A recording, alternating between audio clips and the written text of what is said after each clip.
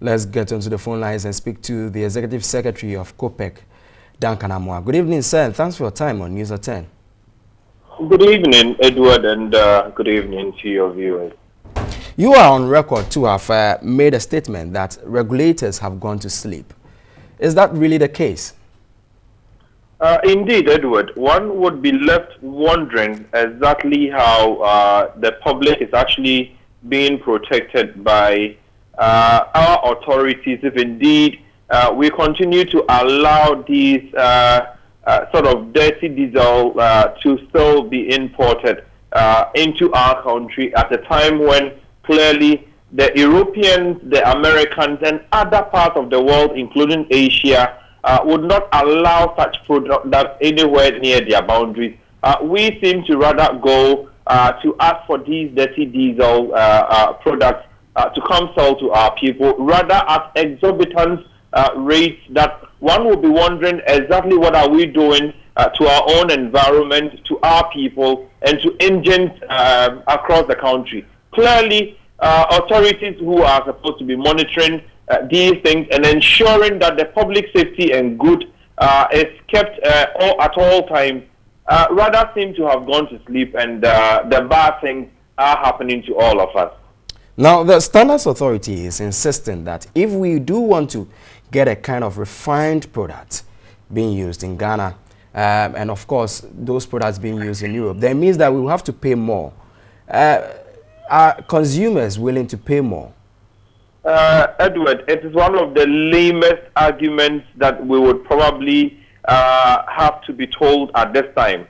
One would expect that the Ghanaian public would, around such a time, be told the way forward, as in how and when we are going to phase out the stock levels that some of the OMCs or BDCs already have, and putting a time limit to say within the next 2-3 weeks, these products are going to have to be eased or phased out of the system completely. If you hear such excuses that look for shelter or cover from cost elements, you only tend to be asking exactly what are we telling Ghanaians. Edward, I have said publicly that if you look at the global petroleum pricing index, even for this week, the week that just ended, Ghana is paying $0.92 per liter for diesel consumed, while the United States that has dropped the sulfur products for high, quality products are charging these people 0.62 cents or dollars per liter. Clearly, we are even charging more, yet what we serving to our people continues to be nothing good to write home about, as the Europeans would term African standard. Clearly, things that they would reject 100 times over, we seem to be very okay with it. And if the Standard Board or other authorities come with a cost argument, tell them that indeed we are already paying much, much more than the countries that have already moved to low ultra sulfur content products. Obviously, something is not right. It's not about cost. It's just that the standards are pretty poor here, and we continue to kill our own people with these bad products. Currently, consumers look very helpless. You are the Executive Secretary of a group that is fighting for consumers. What do you suggest consumers should be doing now?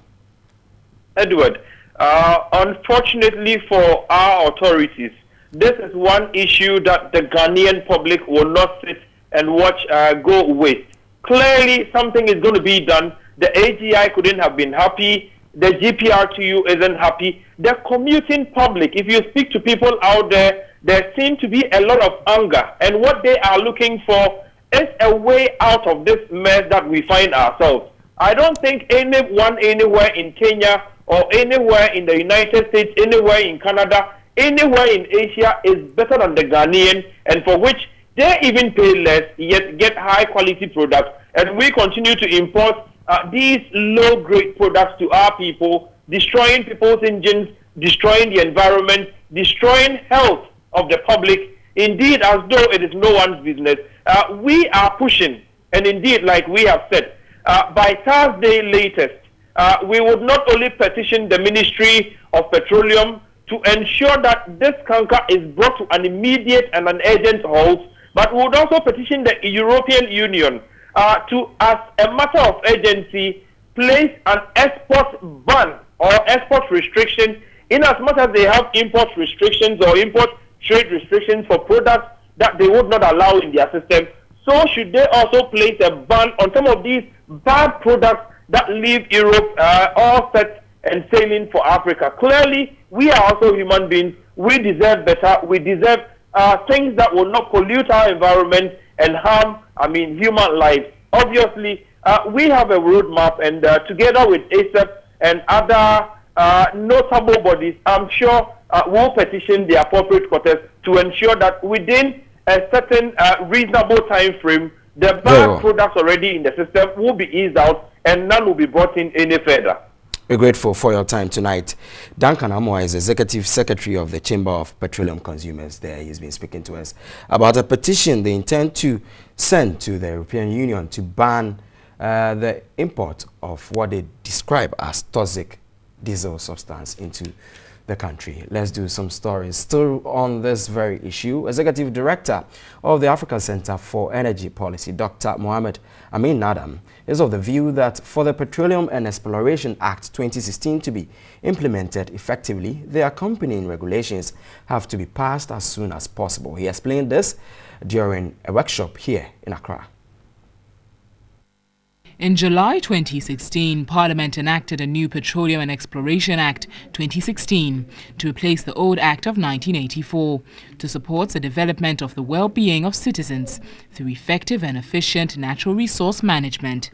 At a seminar in Accra on how the country can secure optimal benefits from the new Petroleum Act, Executive Director of ASEP, Dr. Amin Adam, said, for the country to benefit fully from the law, there should be the need to go beyond fiscal arrangements.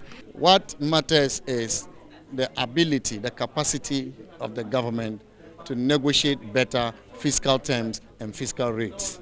And in this particular Petroleum Act, the free carried interest, which is equivalent to the sharing of profit oil in the case of a production sharing contract, has a minimum of 15% for Ghana, which means that government has the option to even negotiate higher free carried interest. He stated regulations for the Petroleum and Exploration Act 2016 are critical for successful implementation. Let's get on to the phone line still on the issue of influx of toxic diesel into the country. We have on the phone lines Senor Jose, he's the CEO of the Ghana Chamber of Bulk Oil Distributors. Good evening, sir, and thanks for your time on News at 10. Yeah, good evening. And good evening to your viewers.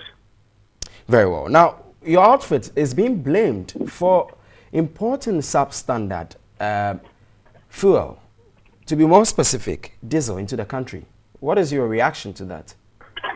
I don't think that that's been the call. I listened to COPEC. I don't think that's what's been said. First of all, it's not a case that we're importing substandard fuel. Ghana has its own standards, and we work with the laws of the country. The country currently set its sulfur limits at 3,000 ppm as the maximum, and we are currently supplying the market about 2,000, in some cases 1,000 and lower. Are there better grades in the market? Of course, there are better grades on the international market, and that can be looked at. But we work with what the law says. Once the standards are varied and changed, we'll definitely move along whatever standards or that the regulators and the authorities set.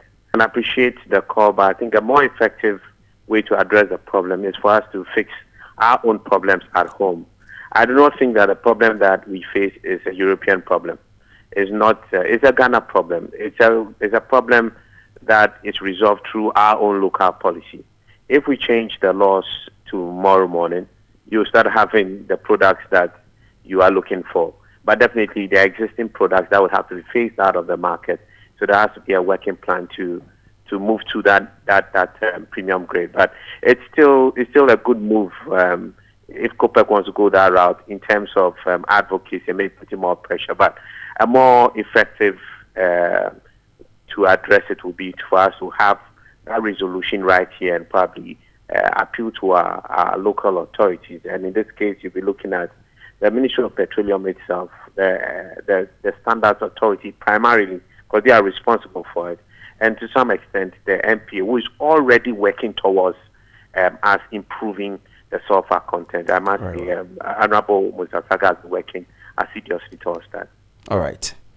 We thank you so much for your time tonight on News at 10. Senor is the CEO of the Ghana Chamber of Bulk Oil Distributors. Let's shift our attention to some other issues.